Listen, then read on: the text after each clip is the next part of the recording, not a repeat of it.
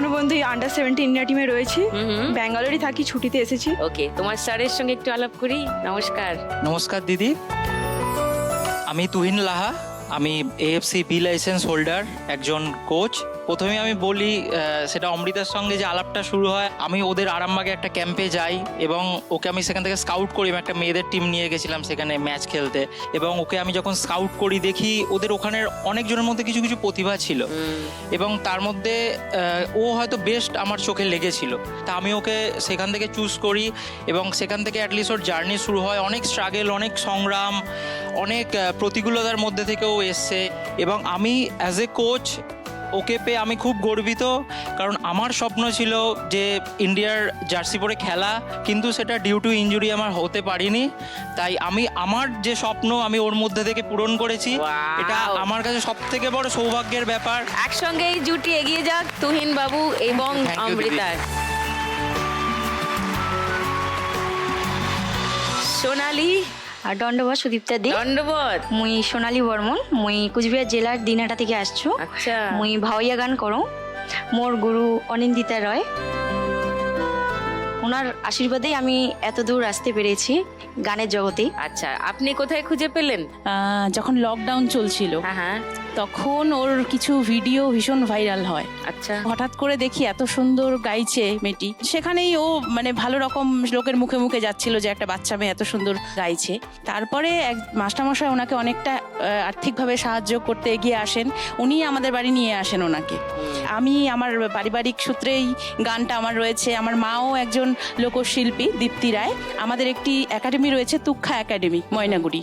এর মধ্যে যেমন প্রচুর প্রতিভা রয়েছে, কিন্তু সেই গাইডটা যদিও পায় ভালো করে, আমরা চাইবো যে ও আরো এগিয়ে যাবে। ও তো স্টেট লেভেল রাজ্য ভাওয়াইয়া কম্পিটিশন হয় যেটা, সেখানেও ফার্স্ট হয়েছে। খুব ভালো একটা জায়গা পেয়েছে। তো এভাবেই চাইবো, এভাবেই এদের মতো ছেলেমেয়েরা যাতে এগিয়ে যায়। সোনালির এই পোশাক কি গুরুর দেওয়া? হ্যাঁ, গুরুর দেওয়া।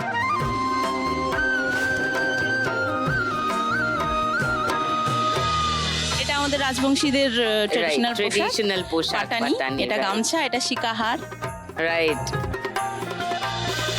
এবার বর্ষা। নমস্কার সুদীপ্তা দি, নমস্কার। আমার নাম বর্ষা দোলেই। আমি এসেছি দক্ষিণ 24 পরগনা জেলার গঙ্গাসাগর থেকে।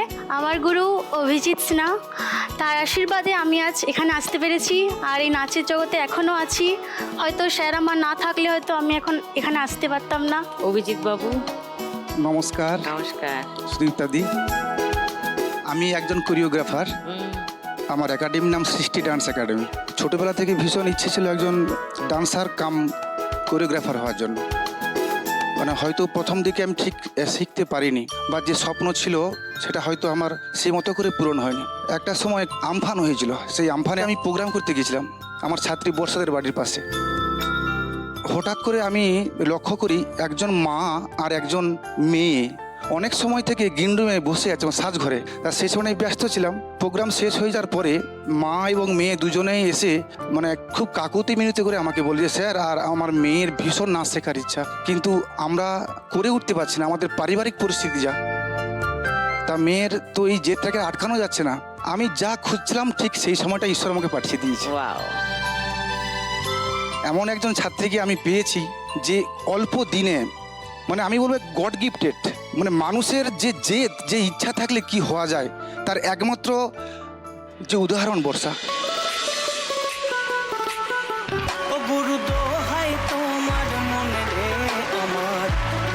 থ্যাংক ইউ চার গুরুকেই।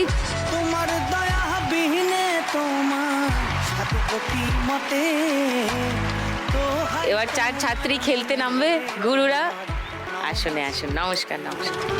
গুরু দোহাই তোমার মনে রে আমার নাও না সুপথ। ফার্স্ট রাউন্ডে আজকের খেলা টাকা ওড়ে, দেখো ধরে। বাসন্তীর একটা ছবি দেখাই আগে। চার কন্যা, এটা কোন সময়ের ছবি বাসন্তী? ক্লাস 10-এ মাধ্যমিক পরীক্ষার পরীক্ষার রেজাল্ট। হ্যাঁ, রেজাল্ট। তোমার বেবি কোলে। হ্যাঁ। এখন কি পড়ছো বাসন্তী? আমি কলেজে পড়ছি আর্টস দিয়ে, আর্টসে। তোমার সাবজেক্ট কম্বিনেশন কি? ফিলোসফি। সাহেবডাঙ্গা বোলপুরে। তুমি হচ্ছে সেই মেয়ে যে প্রথম মাধ্যমিক পাশ করেছে, প্রথম উচ্চ মাধ্যমিক পাশ করেছে, প্রথম কলেজ পড়ছে। হ্যাঁ, কেমন লাগে বাসন্তী? এখন বুদ্ধিশ্বর আছে বলে এখন ভালো লাগে। উনি যদি না থাকলে আমি এত দূর আসতে পারতাম না। কেন? কারণ বাবা তো নেই, মা তো বয়স্ক, তাই এত দূর আসতে পারতাম না। ভগবান ওকে পাঠিয়েছে আমাকে হেল্প করার জন্য।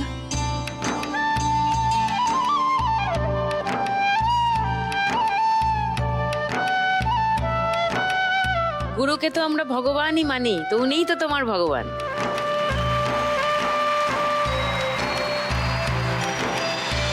তো তুমি আজকে 1 লাখ টাকা জিতলে কি করবে বাসন্তী? আমি 1 লাখ টাকা জিতলে বুদ্ধিশ্বর আমাকে অনেক হেল্প করেছে, তাকে দেব। তারপরে মায়ের একটা ছোট্ট স্বপ্ন আছে, তার পূরণ করব। কি স্বপ্ন? আমাদের তো বাড়ি নেই, মানে তাই বাড়ি করব। আর মা আমাকে সবসময় বলে ওকে দেখো, ওকে দেখো, তা তুমি কিছু করতে পারছো না। কি করার কথা বলছেন মা? মানে সবাই তো নিজে নিজে কাজে ব্যস্ত, তো এখন যদি আমি পড়াশোনা করছি তাই জন্য আমি পড়াশোনাতেই ধ্যান দিচ্ছি, সবাই তো কাজে ধ্যান দেয়। তাহলে বলছে যে তুমি কিছু করছো না, শুধু পড়াশোনা করছো। তারপরে মাকে টাকা চাই যখন খরচা লাগে, মানে নিজের জন্য। মা বলে সবসময় আমাকে পয়সা চাও, আমি কোথা থেকে পাবো? তাই আমি বলছি যে ঠিক আছে মা, আমি কিছু করতে পারছি না, তাহলে তোমাকে একদিন করে দেখাবো যে তোমার মেয়ে সবার থেকে আলাদা।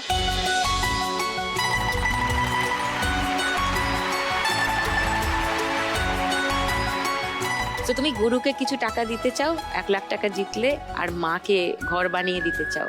লাভলি, এসো খেলি ফার্স্ট রাউন্ড।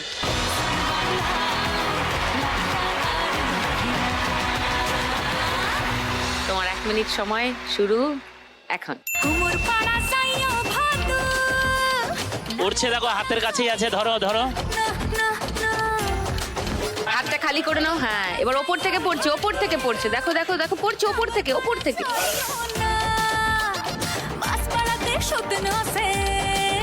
হাতে কোনো ইয়ের কাছে 500 টাকা চলে গেল,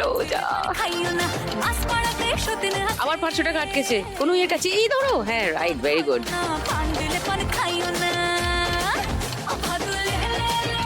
ওপর থেকে পড়বে পড়বে, ধরো ধরো।